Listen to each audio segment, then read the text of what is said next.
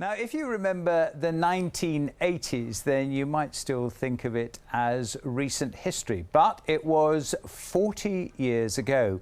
Now, newly released pictures of the time in Hull show how that era may be longer ago than we were thinking. Philip Norton, who was a toddler at the time, takes a look at the pictures.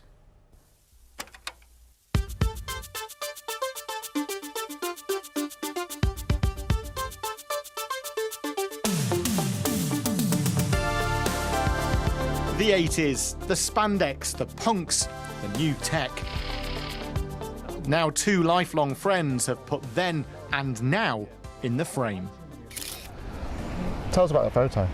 So Russ came out with me for a month in the summer of 1983, taking pictures of me, documenting me on my day-to-day work with a horse and cart.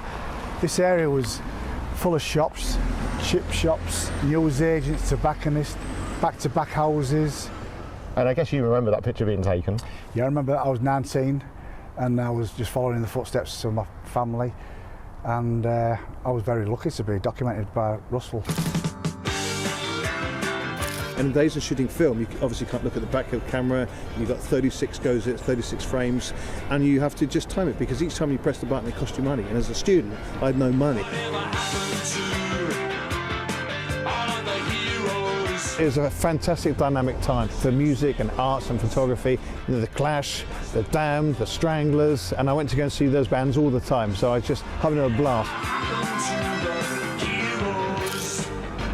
So George, what's happening in this photo? So basically it's a wardrobe. We couldn't sell it anywhere and we took it everywhere to sell, and nobody was buying that day. We just threw it in the air and it ended up as firewood for somebody.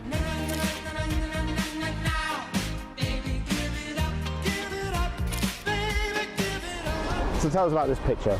I think that what you notice straight away is the name change. So when I was taking a picture in 1983, it was called the Star and Garter. But the locals used to know it as Rayners, and the reason they knew it as Rayners is because the landlord in the 1930s used to run it like an iron fist. So rather than saying, oh, you're going to the Star and Garter, everyone go, oh, you're going to Rayners, everybody understood. Should I stay or should I go now? When the fishermen came in originally, the landlady of the day, she knew what all the lads liked to drink, so there was always beers on the top when they came in, just to get rid of the salt. I come in here on a regular basis taking photographs, and every time I come in here I get a moment of happiness, and there's been some great moments of happiness in here. Should I stay or should I go? Yeah, great to see George Norris. I've known him for a long time. He takes some fabulous pictures. Well, George and Russ have got an exhibition on at the Humber Street Gallery from today in Hull, and it runs until mid-April. Loads of great pictures over the last 40 years. So get along to Humber Street Gallery, George and Russell's exhibition.